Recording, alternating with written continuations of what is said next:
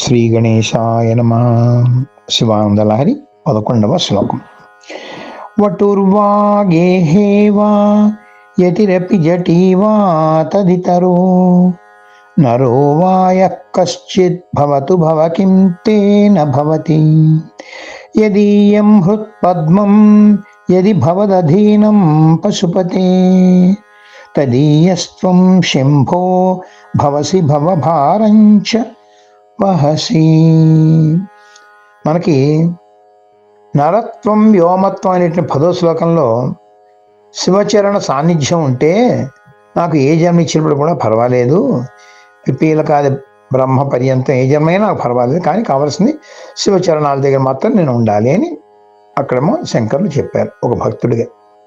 ఇప్పుడు ఈ 11వ శ్లోకంలో మానవ జన్మకు సంబంధించినటువంటి 4 ఆశ్రమాల గురించి చెప్తున్నారు. అదే వర్ణాశ్రమములు అంటారు. అవి బ్రహ్మచర్యాశ్రమం, గృహస్థాశ్రమం, వానప్రస్థాశ్రమం, సన్యాసాశ్రమం. ఏ ఆశ్రమంలో అయినా సరే మంచివాళ్ళు ఉంటారు, చెడ్డవాళ్ళు ఉంటారు, నాస్తికులు ఉంటారు, ఆస్తికులు ఉంటారు. అందుకని మనిషి భక్తిని వాళ్ళు ఉన్నటువంటి ఆశ్రమాన్ని బట్టి, వాళ్ళు ఆశ్రయించిన ఆశ్రమాన్ని బట్టి మాత్రం ఎప్పుడూ నిర్ణయించకూడదు అనమాట. ఎందుకంటే సంసారం చేసే సన్యాసులు ఉంటారు, సన్యాస స్థితిలో ఉండే సంసారులు ఉంటారు, అలాగే గృహస్థాశ్రమం ఉండి బ్రహ్మచర్యం పాటించే వాళ్ళు ఉంటారు. అందుకని భక్తి విషయంలో ఆశ్రమంతో ఏ పాటి సంబంధం లేదు. ఇదే భావన ఈ శ్లోకంలో మనకి శంకర భగవత్పాదులు అందిస్తున్నారు.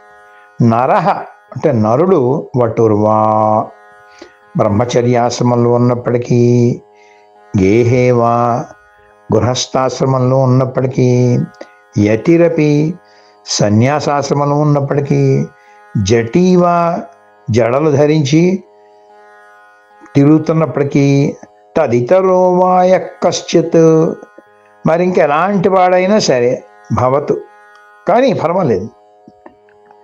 యదీయం హృత్పద్మం భవదధీనం యది ఎవడి హృదయమైనటువంటి పద్మం అంటే మనోపద్మం శివుని అధీనంలో ఉంటుందో తదీయ త్వం భవసి అప్పుడు ఆ శివుట వాడికి సంబంధించినట్టు బంధువు అయిపోతాడు. వాడికి చూడండి ఎప్పుడైనా సరే వాడు నా బంధువు అండి, అందుకని వాడికి మనం ముందు పని చేసి పెట్టేద్దాం అని కొంతమంది ఆఫీసర్లు వాళ్ళు కూడా అధికారులు అంటుంటారు కదండి ఆఫీసర్లు. అలాగేమిటంటే ఎప్పుడైతే నీ మనోపద్మాన్ని శివుడి చెంతన ఉంచేవో, శివ సాన్నిధ్యంలో ఉంచేవో, అప్పుడు ఆ శివుడు నీకు బంధువు అయిపోతాడట.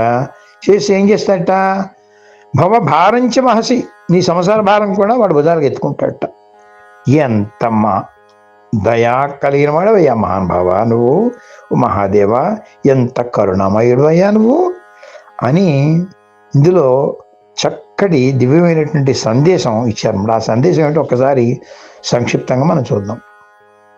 నువ్వు ఏ ఆశ్రమంలో ఉన్నా నీ హృదయం మాత్రం పరమేశ్వర అధీనం అయితే చాలు, అప్పుడు నీ బాధ్యతలన్నీ ఆయనే మోస్తాడు.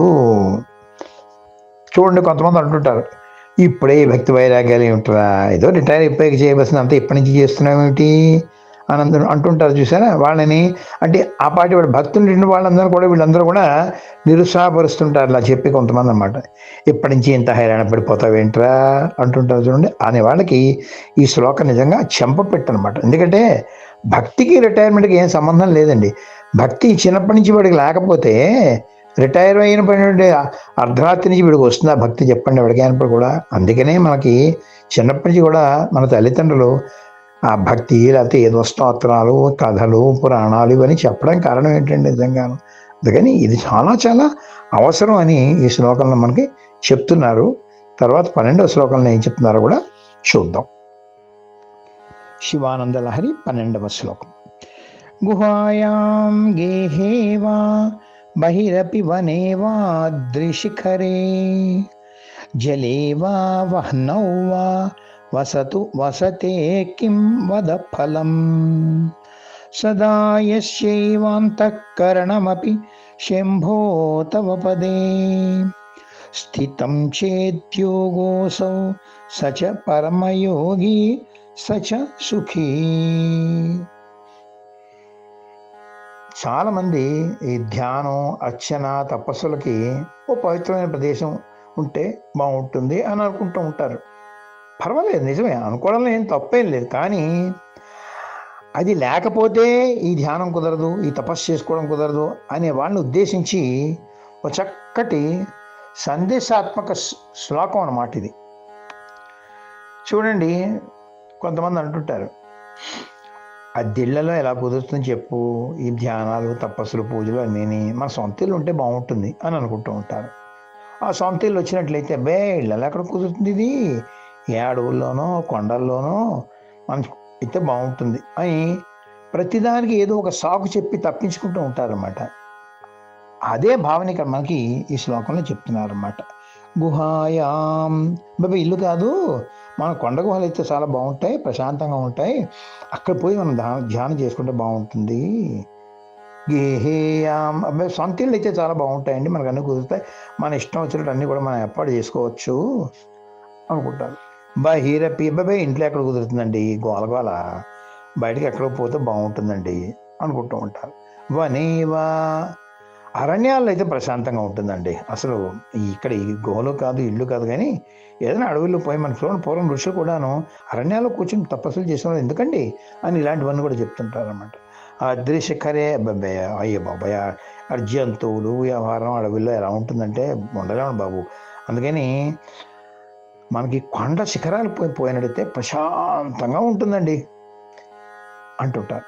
ఒకసారి స్వామి చిన్మయానంద భలే చెప్పారు వాళ్ళ శిష్యులకు అనమాట. ఎందుకంటే ఒకసారి ఆయన విదేశీ యానం వెళ్ళి అక్కడి నుంచి తిరిగి వస్తుంటే ఎయిర్పోర్ట్లో వాళ్ళ శిష్యులు వచ్చి ఆయనకి సెండ్ ఆఫ్ ఇవ్వడానికి వచ్చారట. వచ్చినట్లయితే కొంచెం ఆలస్యం అయింది. అప్పుడు వాళ్ళు అన్నట్టు, స్వామి క్షమించండి, మేమేమో ధ్యానం చేసుకోవడానికి అని చెప్పేసి ఆ కొండ మీదకి వెళ్ళి మేమేమో ధ్యానం చేసుకున్నాం మేము అని చెప్పారు. అప్పుడు చిన్మయానంద వాళ్ళతో ఏమన్నారంటే, చక్కటి మాట అన్నారండి నిజంగాను. You don't need to go to the peaks for meditation, but go to the peak in meditation అన్నారు స్వామి చిన్మయానంద్. అంటే ధ్యానం చేయడానికి శిఖరాలను అధిరోహించక్కర్లేదు, ధ్యానంలో శిఖరాన్ని అధిరోహించితే చాలు అని చెప్పారు. అదనమాట అదృశ్యకరే అంటే అనమాట. కొండల మీదకి వెళ్ళిపోయి నువ్వు ధ్యానం చేసుకోవడం ఎందుకు, నీ ధ్యానంలో నువ్వు శిఖరానికి వెళ్ళు చాలు అనేటువంటిది ఆ స్వామి చిన్మయానంద చెప్పింది నాకు ఇక్కడ గుర్తుకొస్తుంది అనమాట. అందుకని మీతో పంచుకున్నాను. అది జలేవా, అక్కడ కూడా కుదరదండి మనకి, చల్లటి నీళ్లలో నించినో కూర్చునో ధ్యానం చేస్తే బాగుంటుందండి అని, ఏ సరస్సులోకి ఎక్కడ పోతే బాగుంటుందండి అని.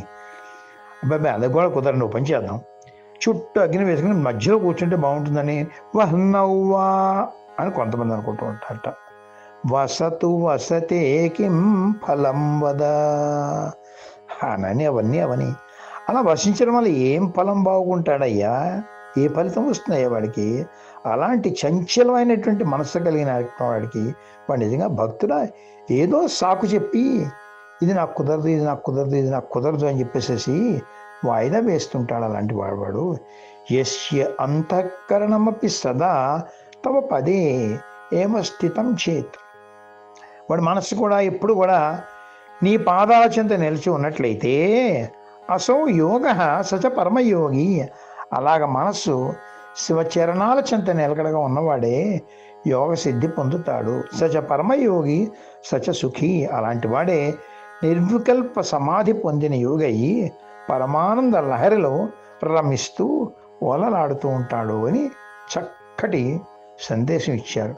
ఆ సందేశం సంక్షిప్తంగా మరొకసారి చూస్తే, శివచరణ స్మరణ అనేటువంటిది లేకుండా ఎన్ని రకాల సాధనలు చేసినా, ఎక్కడ చేసినా అవి ప్రదర్శనలు, ఆడంబరాలు అవుతాయి, కానీ శివానుగ్రహం మాత్రం వాడు పొందడం సాధ్యం కాదు అనేటువంటి చక్కటి దివ్య సందేశం ఇస్తున్నారు శ్రీ శంకర భగవత్పాదులు. ఇందులో శంకర సాక్షాత్.